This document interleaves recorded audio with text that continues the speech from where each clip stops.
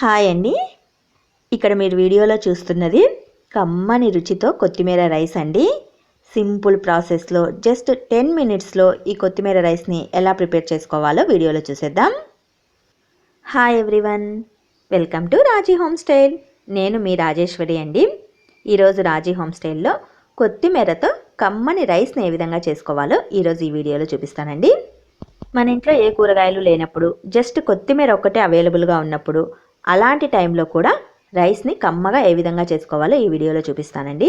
ఈ రైస్ని బిర్యానీ అనుకోవచ్చు, పులావ్ అనుకోవచ్చు, ఫ్రైడ్ రైస్ అనుకోవచ్చు, మేబీ ఏదైనా అనుకున్నప్పటికీ కూడా రైస్ అయితే కమ్మగా ఉండేలాగా, ఎటువంటి కూరగాయలు లేకుండా జస్ట్ కొత్తిమీరతో కమ్మని రైస్ని ఏ విధంగా చేసుకోవాలో ఈరోజు ఈ వీడియోలో చూసేద్దామండి.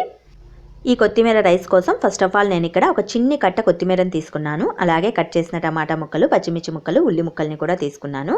అన్నింటినీ కొద్ది కొద్దిగా మాత్రమే తీసుకున్నానండి, ఎక్కువ తీసుకోలేదు.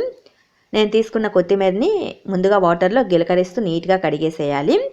తర్వాత ఈ కొత్తిమీరని చిన్ని మిక్సీ జార్లోకి తుంచేసైనా వేసుకోవచ్చు, లేదా ఇక్కడ వీడియోలో చూపిస్తున్న విధంగా కట్ చేసైనా తీసుకోవచ్చండి. చిన్ని కట్ అయితే సరిపోతుంది.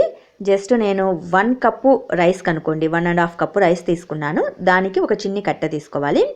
ఇందులో 4 పచ్చిమిర్చిని, 6-7 వెల్లుల్లి రెబ్బల్ని, కొద్దిగా అల్లం ముక్కని కట్ చేసి వేసుకోవాలి. దీనిని ఇక్కడ వీడియోలో చూపిస్తున్న విధంగా ఫైన్ పేస్ట్ లాగా మిక్సీ పట్టేసుకోవాలండి. రైస్ని అయితే 1.5 కప్పు తీసుకున్నాను. శుభ్రంగా కడిగేసి ఒక అరగంట ముందు నానబెట్టుకున్నామంటే రైస్ చక్కగా అవుతుంది. స్టవ్ పైన కుక్కర్ని పెట్టేసి, నేనైతే కుక్కర్లో చేస్తున్నాను, గిన్నెలో అయినా చేసుకోవచ్చు, మీ చాయిస్. కుక్కర్లో కొద్దిగా ఆయిల్ వేసేసి, ఆయిల్ హీట్ అయినాక చెక్క, లవంగాలు, బిర్యానీ ఆకు, కొద్దిగా షాజీరా, అలాగే స్టోన్ ఫ్లవర్ కొద్దిగా, ఇందులోనే 2 యాలకలు, అనాస పువ్వు, జాజికాయ వేసేసుకోవాలి. హోల్ బిర్యానీ మసాలా స్పైసెస్ని యాడ్ చేస్తున్నానండి. ఇవన్నీ వేసిన తర్వాత చక్కగా వేగనివ్వాలి. ఇందులోనే కొద్దిగా జీడిపప్పును కూడా వేసుకోండి. ఒక 10 రెబ్బల వరకు జీడిపప్పుని, 6-7 మిరియం గింజల్ని కూడా వేసేసుకోవాలి. ఇందులోనే కట్ చేసిన ఉల్లి ముక్కల్ని, టమాటా ముక్కల్ని, పచ్చిమిర్చి ముక్కల్ని వేసుకోవాలి. ఒక చిన్ని సైజు టమాటా, చిన్ని సైజు ఉల్లి, 2 పచ్చిమిర్చిని చీలికలుగా చీల్చి వేసుకోవచ్చండి, చాలు. ఇందులో బ్లెండ్ చేసిన కొత్తిమీర పేస్ట్ని కూడా వేసేసుకోవాలి. వీటినన్నింటినీ చక్కగా ఒకసారి కలియదిప్పుకోవాలండి. ఇందులోనే 1 టేబుల్ స్పూన్ మైన గరం మసాలాని యాడ్ చేస్తున్నాను. వీటిని మరి ఒక మారు చక్కగా కలియదిప్పేసేసి స్టవ్ని మీడియం ఫ్లేమ్లోకి టర్న్ చేసేసి ఒక 5 నిమిషాల పాటు వీటిని మగ్గనివ్వాలండి. ఆయిల్లో ఈ పేస్ట్ అనేది మంచి వాసన వచ్చేంత వరకు మగ్గించుకోవాలన్నమాట. ఇది వేగుతున్నప్పుడు మంచి వాసన కూడా వస్తుంది, మనకు కొత్తిమీర ఫ్లేవర్ వాసన వస్తుందన్నమాట. ఇది చక్కగా వేగిన తర్వాత మనం రైస్ని యాడ్ చేసుకోవాలండి. పచ్చి పచ్చిగా ఉన్నప్పుడు వేసుకోకూడదు.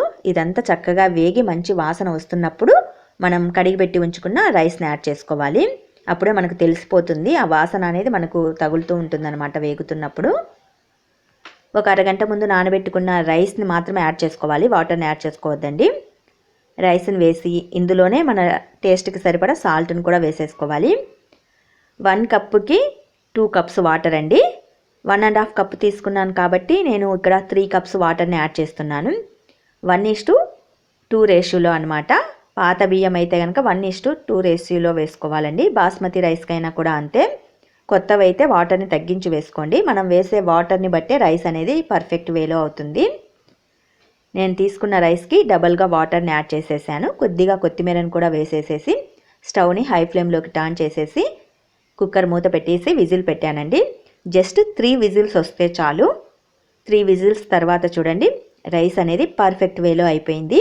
ఇప్పుడు ఈ రైస్ని మనం ప్లేట్లోకి సర్వింగ్ చేసుకుంటే సరిపోతుందండి. అంతే, సింపుల్ ప్రాసెస్లో జస్ట్ ఒక 10 మినిట్స్లో కూరగాయలు ఏమీ లేకపోయినా కూడా జస్ట్ కొత్తిమీరతో కమ్మన్ రైస్ని ఈ విధంగా ప్రిపేర్ చేసుకోవచ్చు అనమాట.